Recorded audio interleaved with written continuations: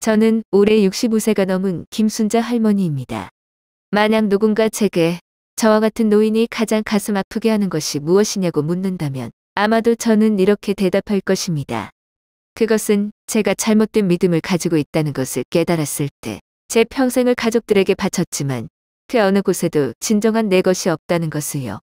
저는 늙으면 남은 시간을 편안하게 즐길 수 있을 것이라고 생각했고 손주들과 가까이 살면서 아이들이 성장하고 행복해하는 모습을 볼 수 있을 것이라고 생각했습니다. 나는 매일 아침 일어나서 따뜻한 차주전자 한 주전자를 타서 창문을 열면 현관에 따뜻한 햇빛이 비치고 새들이 지저귀고 마음의 부담이 없어지는 것을 상상하곤 했다. 저는 평화로운 오후를 상상합니다. 앉아서 뜨개질을 하고 젊은 시절 따라올 시간이 없었던 TV 드라마를 볼 수 있습니다. 손주들과 함께 모여 웃고 떠들며 따뜻한 가족 식사를 할 것이라고 생각합니다. 그것이 제가 노년에 대해 기대했던 것입니다. 하지만 실제로는 그렇지 않습니다. 평생을 간직하기 위해 많은 땀과 눈물을 흘렸던 내 땅은 결국 아들의 간청 때문에 팔기로 받아들였다. 그날 그는 나를 집 근처의 작은 카페로 불렀고 그곳에서 엄마와 딸은 슬픈 일이 있을 때마다 이야기를 나누곤 했다. 나는 그의 초조한 표정과 눈을 붉히며 무엇을 참으려는 것처럼 기억했다. 내가 의자를 끌어앉자마자 갑자기 내 손을 잡았다. 애원하는 목소리. 엄마, 이번에 나 좀 도와줄래? 나 좀 놀랐어. 몇 년 동안 그 소녀는 나에게 그런 어조로 말한 적이 없다. 나는 그에게 무슨 일이냐고 물었고 그는 요즘 일이 너무 어렵고 집세가 오르고 그의 아내가 새로 아이를 낳고 경제적 압박이 그를 숨 쉴 수 없게 만들었다고 천천히 말했다. 나는 듣고 마음이 아팠다. 엄마가 되면 우리 아이들을 사랑하지 않는 사람이 어디 있겠어요? 그 돈이 없었다면 나는 더 이상 참을 수 없었을 거예요. 엄마가 이번 한 번만 도와주시고 앞으로 잘 돌봐드릴 거라고 약속할게요. 저는 아들을 보았습니다. 제가 무거운 짐을 지고 아기에게서 자란 아이는 지금 제 앞에 무릎을 꿇고 돈을 구걸하고 있습니다. 그 순간 나는 별 생각이 없었다. 나는 단지 내가 늙었다고 생각했을 뿐인데 더 이상 무엇이 필요하겠는가? 집이 넓고 돈이 왜 보관합니까? 자녀가 이렇게 고통받는 경우? 그가 잘 살기만 하면 나도 만족한다. 그래서 저는 땅을 팔았습니다. 그 땅은 재산일 뿐만 아니라 내 인생 전체가 내가 젊음을 가꾸는데 바친 곳이다. 하지만 저는 상관없다고 생각합니다. 왜냐하면 어쨌든 저는 아직 아이가 있고 가족이 있기 때문입니다. 하지만 제가 틀렸어요.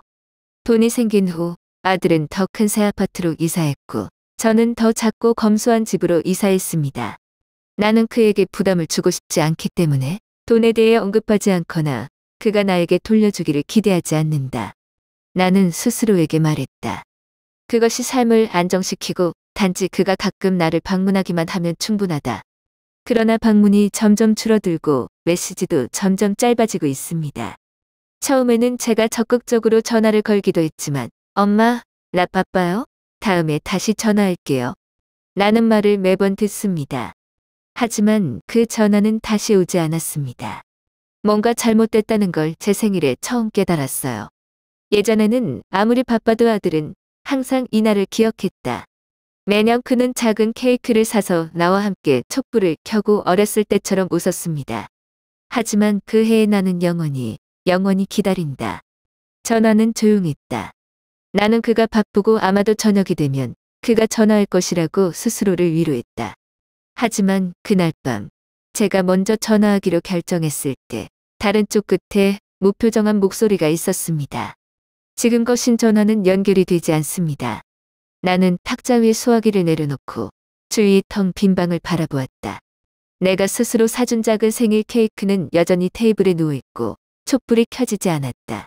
나는 한참 동안 그것을 보고 나서 조용히 냉장고에 넣었다. 그때 나는 외로움이 무엇인지 진정으로 이해했다.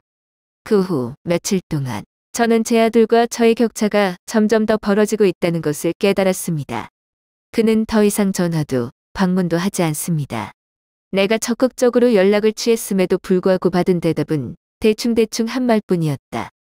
가끔은 정말 바쁘다거나 너무 많이 방해하면 안 될 것 같다라고 스스로에게 말합니다. 그러던 어느 날 저는 우연히 그의 소셜 네트워크에서 친구들과 아내와 아이들이 가득한 생일 파티 사진을 보게 되었습니다. 하지만 저는 없었습니다. 그 순간 나는 어안이 벙벙했다. 저는 모든 것을 잃으면 되돌릴 수 없는 것들이 있다는 것을 깨달았습니다. 아들을 위해 모든 걸 바쳤지만 돌려받은 건 망각뿐이었다. 나는 내가 진심으로 사랑하기만 하면 자녀들이 항상 소중히 여길 것이라고 생각했다. 하지만 진실은 때때로 더 많은 희생을 치를수록 사람들은 더 쉽게 당연시 된다는 것입니다. 저는 제 아들을 탓하지 않아요. 나는 단지 내가 너무 순진한 것을 탓할 뿐이다. 아마도 노년은 외롭기 때문에 무서운 것이 아니라 가장 무서운 것은 우리가 평생 동안 잘못된 믿음을 가지고 있었다는 것을 깨달았을 때일 것입니다. 평생을 부산 근교의 논바닥에 매달려 살았는데 그곳은 흑한 귀퉁이마다 땀으로 흠뻑 젖어 있는 곳이었다.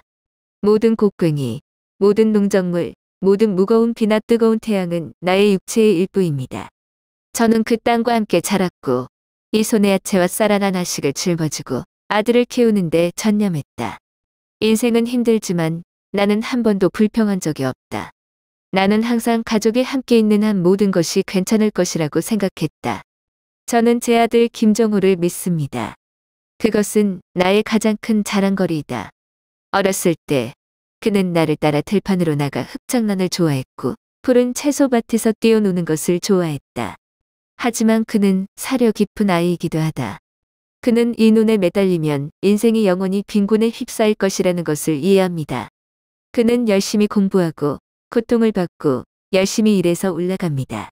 나는 그가 기름 램프 아래서 공부하던 날 밤들을 기억하는데 피곤해서 눈이 흐리멍덩했지만 불평하지 않았다.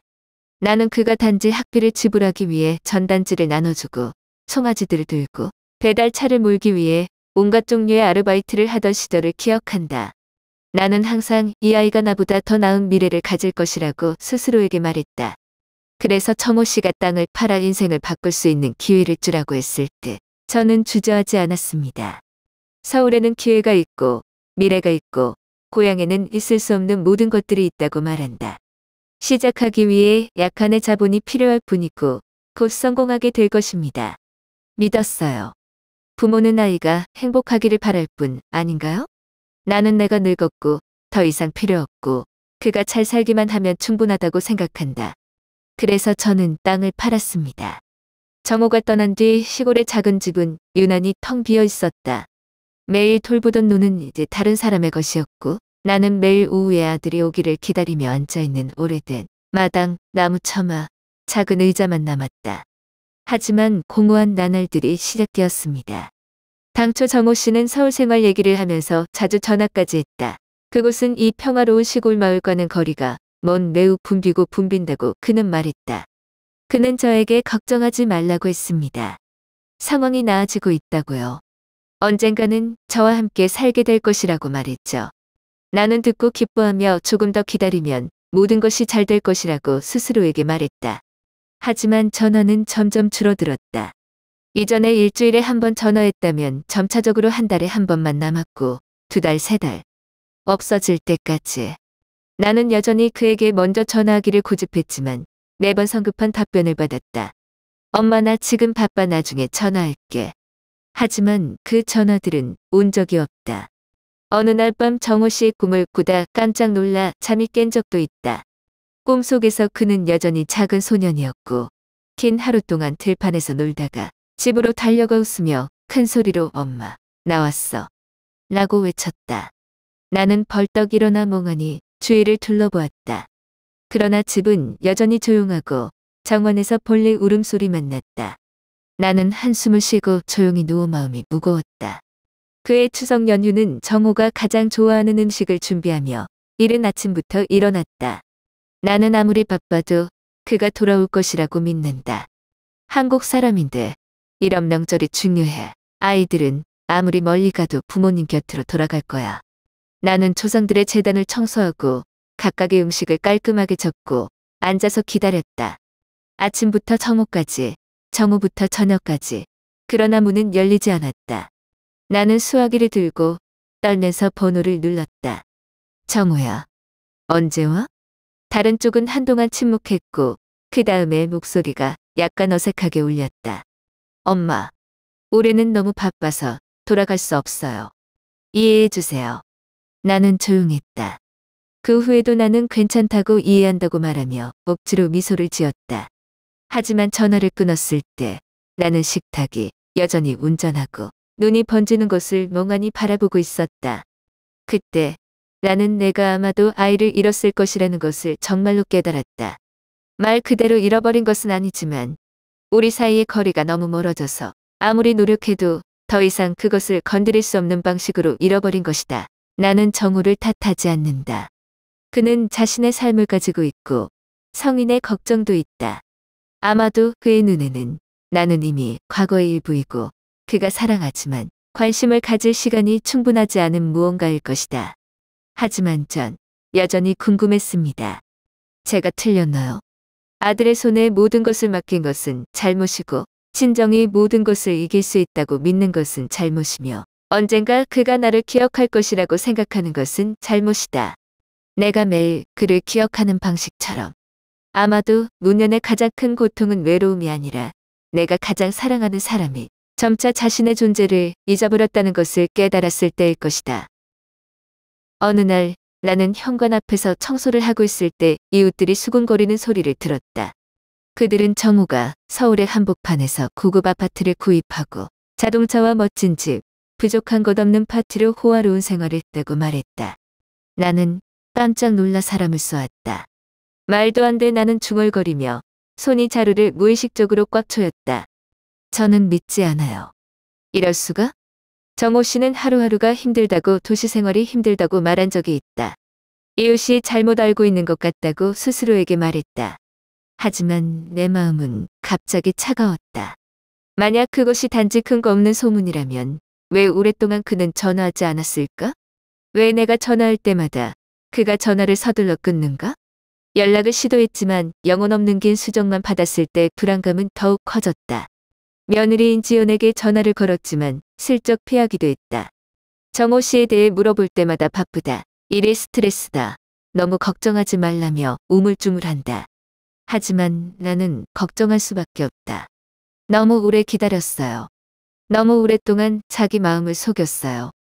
그래서 저는 도시로 가기로 결심했습니다.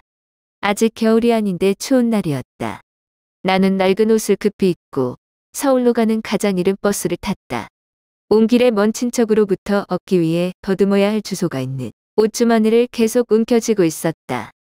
고급 고층 건물 앞에 서면 마음이 무거워진다. 여기가 진짜 정우가 사는 곳이라면 왜 얘기를 안 했을까? 나는 숨을 깊이 들이쉬고 벨을 눌렀다. 잠시 후 문이 열렸다. 근데 내 앞에 나타난 사람은 정우가 아니야. 패셔너블한 옷차림에 냉정한 얼굴의 젊은 여자였다. 그녀는 나를 머리부터 발끝까지 쳐다보고 낯선 눈빛으로 쳐다보고 전혀 예기치 않은 목소리로 말했다. 그는 여기 없다. 나는 멈췄다. 당신은 누구죠? 정우는 어디 있죠? 여기가 걔네 집 아니야? 하지만 목이 메어 한마디도 할 수 없었습니다. 나는 그저 거기 서서 내가 사랑했던 아들의 그림자도 희망을 걸었던 문 뒤에 있는 공간을 조용히 바라볼 수밖에 없었다. 심장이 터질 것 같아요. 정호, 너는 도대체 언제 변했니? 나는 잠자코 있을 수 없다. 충분히 오래 버텼어요. 그날 정호가 집에 왔을 때 나는 이미 기다리고 있었다. 문이 열리자 저는 일어나서 눈을 똑바로 쳐다보았습니다. 정호야, 너의 설명이 필요해. 그는 잠깐 멈췄지만 곧 침착함을 되찾았다. 그는 내 뒤에 웅크리고 서 있는 며느리 지연을 힐끗 쳐다보더니 눈을 붉히며 한숨을 쉬었다. 엄마 내 일에 끼어들지 마. 짧은 말 한마디만 해도 한마디 한마디가 내 심장을 찌른 칼 같았다. 저는 제 아들을 봅니다. 제가 한때 믿었던 아들은 더 나은 삶을 살기 위해 모든 것을 희생했습니다. 하지만 지금은 낯선 사람처럼 서 있습니다.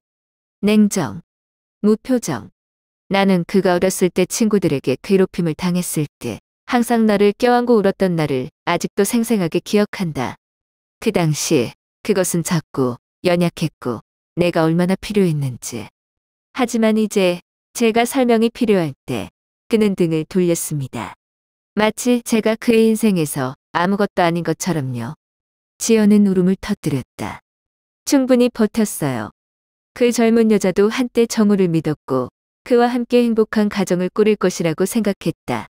그러나 이제 그녀가 얻은 것은 배신과 거짓말뿐입니다. 정우, 나 변했어.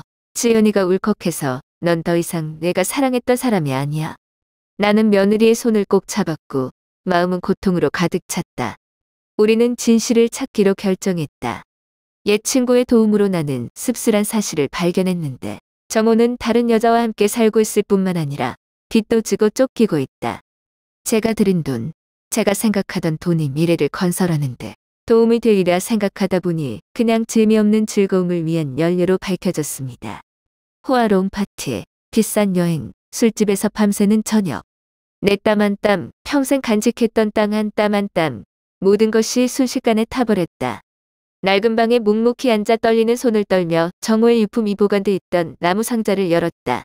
한때 순수한 소년이었던 옛 사진들을 돌아보며 환한 눈빛으로 꿈결만 가득했다. 저는 궁금했습니다. 언제부터 그가 그렇게 낯선 사람이 되었을까요? 제가 어디가 틀렸나요? 내가 그를 너무 웅석바지로 받아들인다고? 아니면 제가 아이를 진정으로 이해하지 못한 아이에 대한 믿음을 가지고 있기 때문일까요? 나는 조용히 눈물을 흘렸다. 돈 때문이 아니라 잃어버린 땅 때문이 아니라 영원히 변하지 않을 모성애 때문에 지금은 그렇게 희박하다. 나는 무슨 일이 일어나든 엄마와 딸은 여전히 엄마라고 생각했다. 한때는 정우가 그냥 바쁘다. 나를 여전히 사랑한다. 그저 바깥의 삶에 쓸려갔을 뿐이라고 스스로를 위로하기도 했다. 저는 그것이 틀리더라도 아무리 방황해도 단지 제가 인내하고 손을 뻗기만 하면 그것은 돌아올 것이라고 믿습니다. 하지만 제가 틀렸어요. 우정은 바꿀 수 없는 것이라고 생각하는 것이 잘못이다. 내가 희생하기만 하면, 내가 모든 것을 주면 내 아이들이 이해하고 소중히 여길 것이라고 믿는 것은 잘못이다. 어머니가 되는 것은 무조건 포용하는 것이고 용서하는 것이며 견딜 수 있는 것이라고 생각하는 것은 잘못이다. 비록 손에 아무것도 남지 않을 정도로 상처를 입었을지라도 말이다. 부모가 그들을 위해 희생할 필요가 없는 아이들이 있다. 정호가 그이다. 저는 제가 가진 모든 것을 그에게 주었습니다. 단지 돈뿐만 아니라 평생을 바친 믿음, 제가 평화롭게 살았어야 했던 그 많은 세월을 말이죠. 나는 그것이 성공하고 좋은 가정을 꾸리고 효도를 위해 돌아올 것이라고 믿고 희망을 걸었다. 그러나 결국 내가 돌려받은 것은 망각, 배신, 거짓말뿐이었다. 정호와 대할 때는 전혀 뉘우치는 기색이 없었다. 엄마 내 일에 기어들지 마. 간단한 말 한마디의 칼처럼 가슴을 찔렀다. 몇 년을 키웠는지, 몇 년을 사랑했는지, 몇 년을 희생했는지 결국 그렇게 냉정한 말로 외면당했다. 저는요? 내가 그의 엄마잖아. 저는 낯선 사람도 아니고 낯선 사람도 아닌데 왜 제 아이의 인생에서 쫓겨나는 사람이 되었을까요? 나는 아팠지만 더 이상 눈물을 흘리지 않았다. 왜냐하면 나는 울어도 아무것도 변하지 않는다는 것을 깨달았기 때문이다. 며느리인 지연이가 대신 울었어요. 그녀도 충분히 오래 버텼다. 정호 씨를 믿었던 저와 마찬가지로 그녀는 자신이 결혼한 남자가 좋은 남편, 책임감 있는 아버지가 될 것이라고 생각했습니다. 하지만 지금 그녀는 내 앞에 서서 떨고 있고 눈에 눈물이 가득하고 뭉클한 목소리로 말했다. 엄마, 우리 더 이상 이러고 있을 수 없어. 나는 지연의 손을 꼭 잡았다. 우리는 진실을 찾기로 결정했다. 그리고 진실이 밝혀졌을 때 저는 제 고통이 거기서 그치지 않았다는 것을 깨달았습니다. 정호는 나를 배신했을 뿐 아니라 자신의 인생도 배신했다. 제가 주었던 돈은 제가 한때 굳건한 미래를 건설하는데 도움이 될 것이라고 믿었던 돈은 집을 사는데 쓰이지도 않았고 사업에도 쓰이지도 않았고 삶을 안정시키는 데도 쓰이지도 않았습니다. 대신 그것은 의미 없는 즐거움으로 깨끗이 구워진다. 호화로운 파티들, 밤샘 술집, 고급차는 날마다 빌리는 것이 비싸다. 다른 여자와의 여행, 그 모든 것은 내가 평생 모은 돈으로 산 것이다. 나는 참을 수 없을 정도로 고통스러울 것이라고 생각했다. 하지만 이 사실을 알게 되었을 때 저는 더 이상 울지 않았습니다. 공허함만 남았다. 나는 자신을 돌아보았자 늙고 빈손이며 땅도 없고 재산도 없고 나 자신밖에 의지할 곳도 없는 여자. 내가 가장 사랑했던 아들은 희망을 걸었던 완전히 사라졌다. 그 대신 낯설고 잔인하고 무심한 남자가 있었다. 저는 항상 엄마가 되는 것은 희생이라고 생각했습니다. 하지만 이번에는 희생하지 않겠습니다. 나는 끊기로 결정했다. 저와 지연은 자신의 권리를 지키기 위해 소송을 제기합니다. 나는 더 이상 오지 않는 후회를 기다리고 싶지 않다. 나는 더 이상 정호에게 변명하고 싶지 않고 그것이 변할 것이라고 생각하고 싶지 않다. 아니, 변하지 않을 거야. 변한 사람은 나여야 한다. 나는 더 이상 참는 여자가 아니다. 저는 더 이상 용서할 준비가 되어 있는 어머니가 아닙니다. 나는 더 이상 뒤에서 조용히 참는 사람이 아니다. 나는 나 자신을 위해 살 필요가 있다. 여러 해 만에 처음으로 마음이 놓였다. 내가 즐거워서도 아니고 내 마음이 다 나아서도 아니다. 이번에는 제가 옳은 일을 하고 있다는 것을 알았기 때문입니다. 나는 더 이상 약한 여자가 아니다. 나는 더 이상 나를 버린 아이에게 매달리지 않을 것이다. 나는 더 이상 불가능한 것을 기대하지 않을 것이다. 살 거예요. 독립적인 인간으로 살아간다. 모든 것을 잃은 여성으로 살지만 여전히 자신이 있습니다. 이제 저는 예전 마을로 돌아갔습니다. 그곳에서는 풍파가 없었던 것처럼 모든 것이 평화로웠죠. 저는 남은 땅과 함께 살았습니다. 이 모든 것을 잃은 후에 제가 살아갈 수 있는 유일한 땅이었죠. 아침 일찍 나는 아직 해가 뜨지 않았을 때 일어났고 문을 열면 닭의 울음소리와 어린 채소밭에서 바람소리가 부드럽게 들렸다. 나는 정원을 가꾸고 닭을 키우고 땅을 일구어 채소를 조금 더 심고 내 식사는 아무도 신경 쓸 필요 없이 스스로 돌보았다. 저는 제 노후를 아이들과 손주들과 함께 보낼 것이라고 생각했습니다. 따뜻한 모임과 함께 말했죠. 하지만 지금은 고독 속에서 평화를 즐기는 법을 배운다. 나는 더 이상 누구에게도 기대를 걸지 않는다. 자식들이 부모님의 희생을 영원히 소중히 여길 거라고 생각하는 게 잘못된 적이 있어요. 하지만 알고 보니 어떤 아이들은 친분을 이용할 수 있는 것으로만 여기고 소중히 여길 필요가 없는 당연한 것으로 여긴다. 나는 너무 많은 희망을 가졌고 너무 많이 사랑했고 나 자신도 사랑받아야 한다는 것을 잊어버릴 정도였다. 정호 씨는요? 자신이 저지른 일의 결과를 스스로 직시해야 한다. 사인빛, 잘못된 관계, 행복을 가져다 줄 것이라고 생각하는 결정들 하지만 실제로는 진흙탕 속으로만 끌고 갑니다. 저는 더 이상 간섭하지 않아요.